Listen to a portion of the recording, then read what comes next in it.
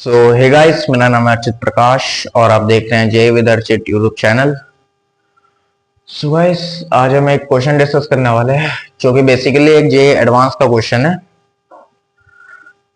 वैसे तो ये क्वेश्चन बहुत ज्यादा सिंपल है, बट इस क्वेश्चन की एक खास बात है कि कि इस क्वेश्चन के लिए फॉर्मूला होता है। वो फॉर्मूला जिसको नहीं पता वो क्वेश्चन मतलब नहीं कर सकता है। तो यही इस क्वेश्चन की खास बात है। बाकी तो कैलकुलेशन भी एकदम नॉर्मल है, कोई कॉम्प्लेक्स कैलकुलेशन नहीं है। क्वेश्चन भी एकदम नॉर्मल है और फॉर्मूला भी जो इसमें लगेगा वो भी एकदम नॉर्मल है। बस वो फॉर्मूला पता होना चाहिए, वरना क्वेश्चन हो नहीं पाएगा। बाकी इस क्वेश्चन को आप जे एडवांस में एक्सपेक्ट कर सकते हैं। जेई मेंस में तो इससे कम चांस है, एडवांस में इसके चांसेस हैं कि एडवांस में आ सकते हैं। सो चलिए स्टार्ट करते हैं। क्वेश्चन क्या बोल रहा है, in an alpha scattering experiment number of alpha particles scattered at an angle of 90 degree are 200, find the number of alpha particles scattered at an angle of 180 degree. तो इसमें हमसे क्या बोल रहे हैं कि एक अल्फा स्कैटरिंग एक्सपेरिमेंट में देखा गया कि जो नंबर ऑफ अल्फा पार्टिकल्स है 90 डिग्री का एंगल पे 200 स्कैटर हो रहे हैं। मतलब 90 डिग्री के एंगल पे 200 अल्फा पार्टिकल स्कैटर हो रहे हैं। हमें ढूंढना है कि 180 डिग्री के एंगल पे कितने अल्फा पार्टिकल स्कैटर हो रहा है। तो बहुत ही सिंपल क्वेश्चन है। तो एक फॉर्मूला होता है इसका, नोट करिएगा इस फॉर्मूले को। N theta inversely proportional to sine की पावर 4 थीटा अपॉन में 2। ये इस क्वेश्चन का फॉर्मूला होता है। जैसे कि मैंने आपको वीडियो के स्टार्टिंग में बोला था कि जब की फॉर्मूला भी एकदम कंप्लीटली नॉर्मल है। इसमें जो n है number of alpha particles. And theta का मतलब क्या होता है, मतलब हमने थीटा कितना रखा, कितने थीटा मतलब कितने एंगल पे कितने अल्फा पार्टिकल स्कैटर हो रहे हैं। जैसे कि एक फॉर एग्जांपल एन थीटा है तो एन थीटा थीटा की जगह हम 90 रखेंगे इधर, और एन 90 डिग्री में कितना दे रखा है, कितना है 200। एन 90 डिग्री अगर 200 है तो इसका मतलब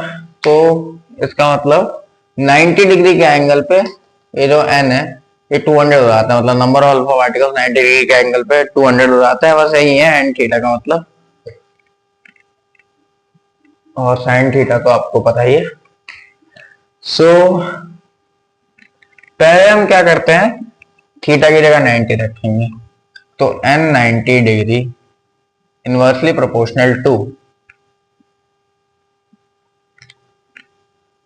1 अपॉन, यहाँ पे होगा साइन की पावर 4 थीटा अपॉन 2, मतलब साइन की पावर 4 थीटा अपॉन 2 मतलब 90। थीटा कितना है 90, तो 90 अपॉन 2 कितना होता है 45। तो साइन की पावर 4 45 डिग्री। तो अब क्या करते हैं n 90 डिग्री, यहाँ से अगर हम प्रोपोर्शनलिटी का साइन हटेगा तो इक्वल टू का साइन आएगा और यहाँ पे k आ जाएगा। k क्या है इधर कांस्टेंट, k इधर कांस्टेंट है तो k अपॉन में साइन की पावर 4 45 डिग्री। ये हमारी इक्वेशन फर्स्ट आ गई। इस इक्वेशन फॉर्मूला देना। फिर क्या करेंगे हम,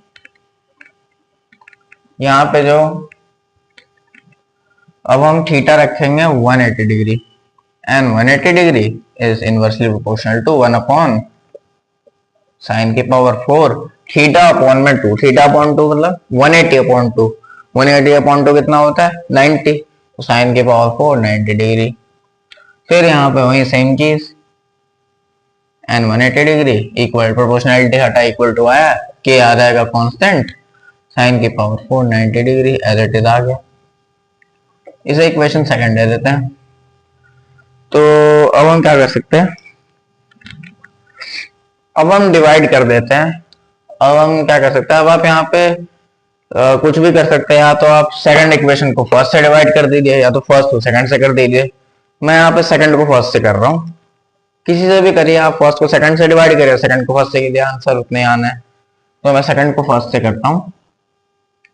हम सेकंड को फर्स्ट से डिवाइड करेंगे तो एलएचएस के साथ एलएचएस को डिवाइड करेगा, आरएचएस को डिवाइड करेगा।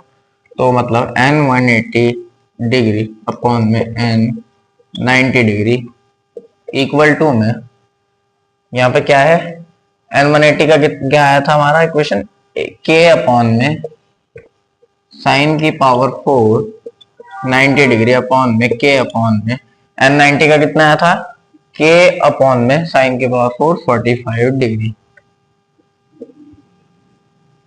अब यहाँ पे क्या होगा, ये जो है, अब ये साइन की पावर 445 इधर ऊपर जाएगा, इसके साथ मल्टीप्लाई होगा, इसके साथ मल्टीप्लाई होगा, तो इधर आ जाएगा n180 अपॉन में n90 डिग्री इक्वल टू में, अब क्या होगा, साइन की पावर 4 45 डिग्री मल्टीप्लाई होगा यहाँ पे k के साथ, ये ऊपर चला गया, फिर यहाँ पे ये जो है ये इसके साथ मल्टीप्लाई हो जाएगा, ये इसके साथ, तो साइन की पावर 4 90 डिग्री k के साथ, k और k तो यहाँ पे कैंसिल हो गए, तो अब क्या बचा, अब ये बचा, हमें बस वैल्यू पुट करनी, आंसर हमारा आ जाएगा n180 डिग्री अपॉन में n90 डिग्री। n90 डिग्री तो हमें वैल्यू दे रखी है क्वेश्चन में, कितनी दे रखी है 200, तो बस यहाँ पे 200 रख देंगे, बस 200 रख दिया। और अब साइन 45 कितना होता है, साइन 45 होता है 1/√2, और 1/√2 की होल पावर 4 कितनी होती है 1/4, साइन की पावर 4 45 डिग्री है ना, तो 1/√2 की पावर 4 हो जाएगी, जो कि है 1/4 अपॉन में साइन 90 कितना होता है 1, और 1 की पावर 4 1 ही होती है, तो 1/4 अपॉन 1 कितना होता है 1/4 ही होता है, तो यहाँ पे क्या आ जाएगा n180 डिग्री अपॉन में 200 इक्वल टू में 1/4, ये तो 1/4 ही आएगा ना, 1/4 अपॉन 1/4 होता है। अब बस हम क्या काट देंगे, 4 यहाँ पे आ जाएगा 50, 200 को 4 से काटेंगे तो आएगा 50, तो बस फिर यहाँ पे हमारा n180 डिग्री की वैल्यू आ गई 50। मतलब जब हमारा एंगल 180 डिग्री था, तो क्या हुआ, तो जो अल्फा पार्टिकल्स का नंबर था वो तो 50 डिग्री, मतलब 180 डिग्री एंगल पे 50 अल्फा पार्टिकल्स स्कैटर हो रहे हैं, फिर 50 अल्फा पार्टिकल्स स्कैटर हो रहे हैं।